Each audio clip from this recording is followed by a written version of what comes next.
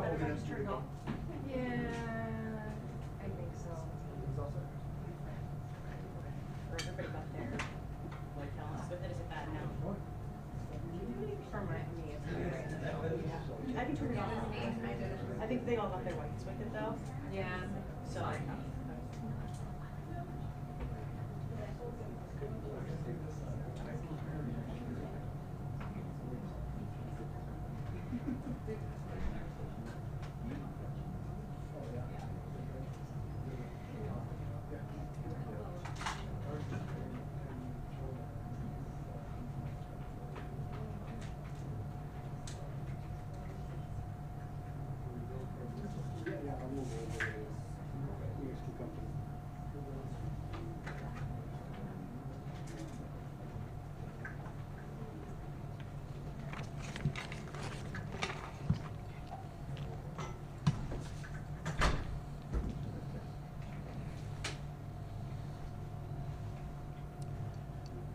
Good afternoon. My name is Jose Santiago. I'm the media manager here at the Glendale Police Department. We want to first start off by telling you all thank you for your coverage on this announcement today. It is a major announcement for us here at the Glendale Police Department. I want to start off by saying that there's a lot of mixed emotions with this particular announcement that we're having. We are happy, and at the same time, we're hopeful that we will be able to supply this family a little bit more closure. With that, I would like to tell you that Alicia Navarro has been located. She is, by all accounts, safe. She is, by all accounts, healthy, and she is, by all accounts, happy. She was located in a very small town in Montana near the Canadian border. We can tell you that she went to a local police department in that area. She identified herself as Alicia Navarro, and at that point, our officers went into investigation mode. We conducted several types of interviews, and not only through those interviews, but through the help of Alicia's family themselves, we are confident that the person that we are talking with and are dealing with is indeed Alicia Navarro. I can't even begin to express to you all the pride that I personally have in the men and women here at our police department. Since her discovery, our men and women here have been working tirelessly around the clock to not only bring closure to this family, but to make sure that Alicia gets everything that she possibly needs. I'm also going to bring up Lieutenant Scott Waite. It's his team that has been leading this investigation. He will have a few words. Thank you, Jose. Again, Lieutenant Scott Waite, Glendale Police Department. I don't think you could put enough words in the joy that we feel knowing earlier this week when we received a call that Alicia Navarro had identified herself to police officers in Montana. Not only the relief and joy for us, for Alicia, for her family, and for our community. There hasn't been, I think, anybody that hasn't known this investigation that hasn't put themselves in the same spot as Alicia, her family, and the emotions that they must be going through, not only back in 2019 when this occurred, but in the last few days. With that, we want you to know that we are continuing to investigate. We immediately responded to the area, and with the help of the United States Marshal Service, as well as the FBI, we've been able to continue this investigation, to make contact with Alicia, to reunite her with her family, and only begin to put together the puzzle, which is her disappearance and her returning. I would ask patience, not only for us as law enforcement in this investigation, but patience for Alicia and for her family. We can only imagine what she's going through mentally, emotionally, as well as her family. And as much as we'd like to say this is the end, we know this is probably only the beginning of where this investigation will go, and that we will continue to work with our state, local, federal partners, and even across state lines to make sure that Alicia has everything that she needs that she's taken care of, that her family is getting the help that they need, and that most importantly, that this investigation is completed thoroughly and done correctly. Thank you. Just to quickly echo what Lieutenant Waite just said, this case is far from over. We do have the resolution that we have located Alicia, but there's still a lot of questions that will still need to be answered. There's still a lot of investigating that not only our employees have to do, but as well as these other partnering agencies. So once again, we are asking that you all have patience with us. We will supply information as it becomes available. And we also have a message from Alicia herself, who is asking for privacy. This has been a traumatic situation for her, as you can imagine, but she is looking to be able to move on in her life. She's looking to build a life for herself, and she's asking for some privacy and patience as well. With that, we will open the floor to questions. Was she with anyone? Right now, we don't know if she's been with anyone for the length of time that she's been missing. We're still investigating that actively. We can tell you that when she showed up to the police department, she was by herself. She's been by herself each time, and she's been cooperative. As you put these puzzle pieces together, are you thinking that this was a runaway situation, a possible kidnapping, or are all options kind of on the table? We certainly don't want to eliminate any options. From the statements that she made, this started as a runaway situation. She reiterated as much. But there are, of course, more dynamics at play as you start to put together the puzzle. I would say that all options are on the table, and we will not discount anything until we've done a full and complete investigation. And also, I want to point out that we have Phil Bates with the FBI here that is also willing to answer any questions that you might have. How old is she currently? She 14 at the time? She was 14 at the time. She is getting ready to turn 19, so she's currently 18 years old. She went missing in the middle of September of 2019, and her birthday was a couple of days after she went missing. How did she get to Montana? We don't know yet. That's certainly part of the investigation and answers that we're hoping to get from Alicia herself. I'm sorry, how old is she now? She is 18. She's getting ready to turn 19 in September. Did she show up to that police department alone? Was she with anyone?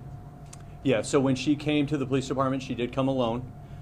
As our detectives and as the local PD up there have talked with her and met with her, she's always been alone.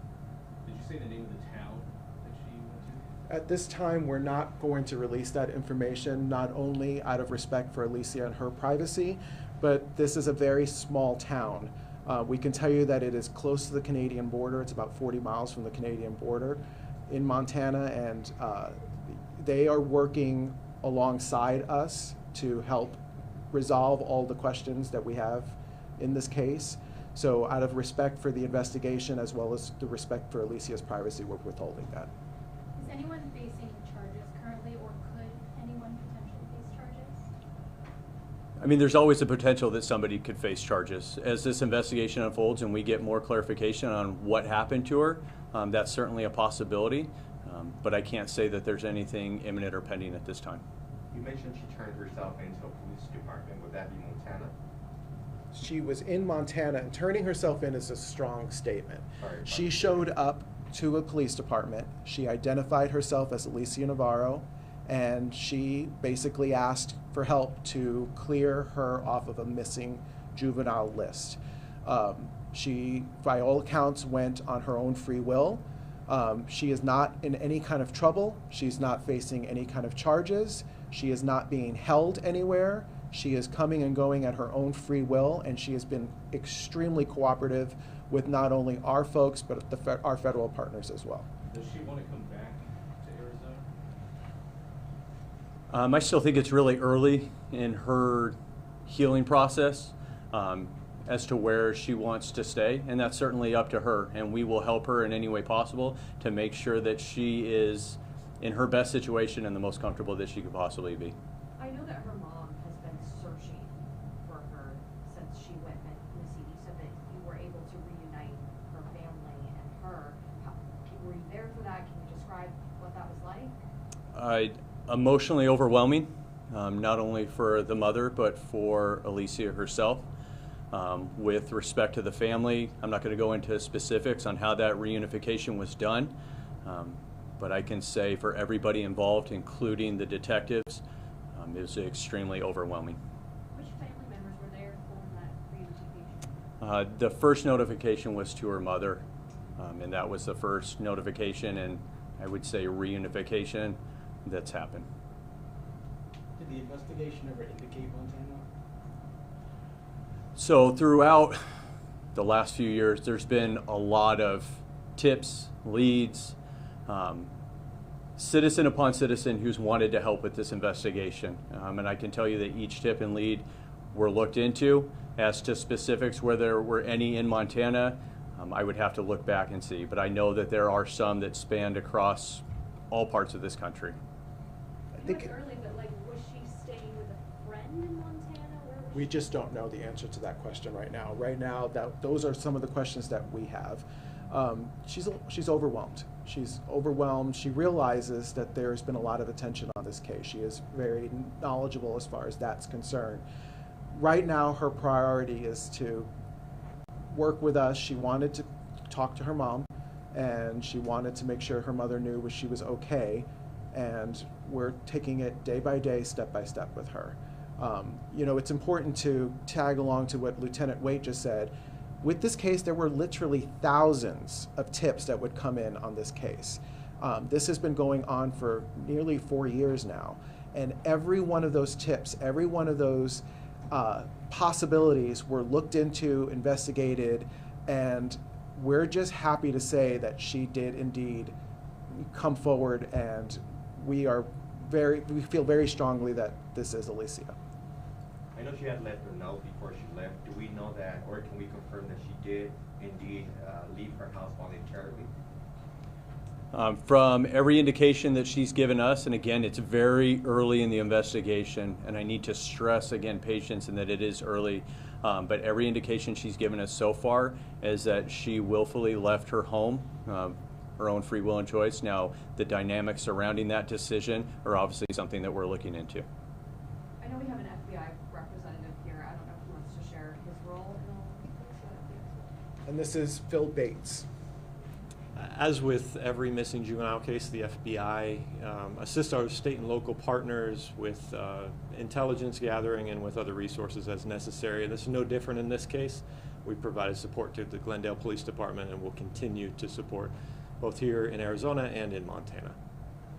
What are the next steps in a case like this? Obviously, she's safe and happy and healthy. At this point, no indication that anybody is being charged with any sort of crime. But what are the next steps? What does your investigation look like from here? Complex. It's multifaceted. There's two parts to it. In any investigation like this, there's a criminal element. Of course there is. We want to search and find the answers. If there was any criminal intent behind it, certainly not from her, but from others involved. And then there's also the assistance side of it. To us, she is a victim, and we need to provide services to her, whether that be mental or just health-wise, or just helping her get her life back in order. So there's certainly a lot of different things that we want to make sure, not only for Alicia, but her family, that we cover all the steps that we can. Did she need medical attention after she turned herself, or she showed up to the station? I can say that she didn't require any immediate medical attention or any medical attention since we've been with her. Again, I think Jose stated well, she seems happy and healthy to the extent that she can be, given the circumstance. But that's certainly something that we want to help provide for her and make sure that if she hasn't seen a doctor in the last few years, that those are things that we are able to provide for her and make sure that she has everything necessary to really move on with her life and enjoy the rest of her life.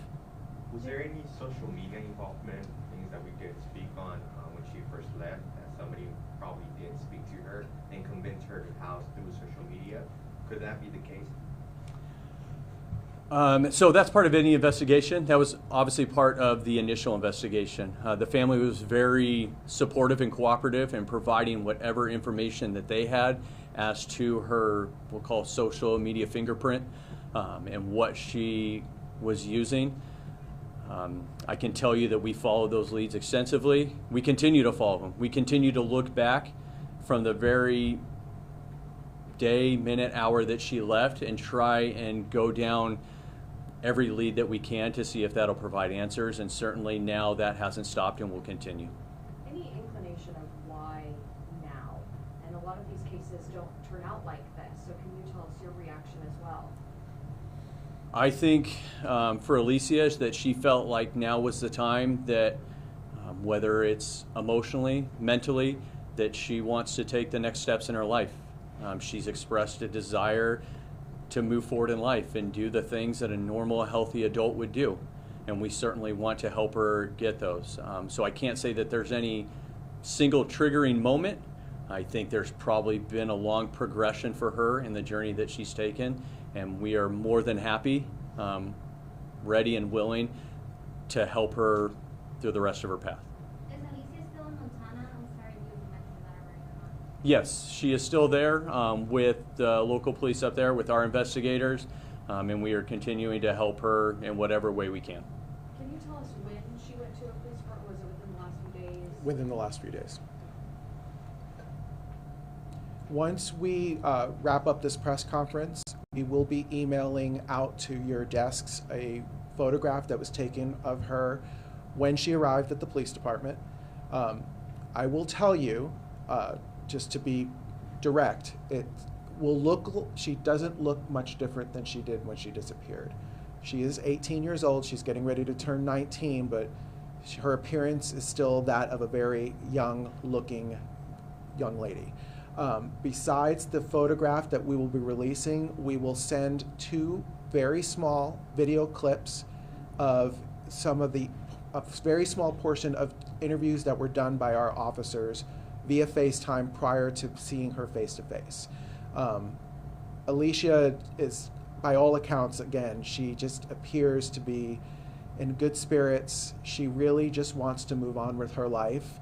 She is very apologetic to what she has put her mother through, has expressed that, and she understands that she caused a lot of pain to her mother, and it was not intentional on her behalf, and she's hopeful that they can have a relationship. If there's no further questions, we're going to wrap it up there. Thank you, guys.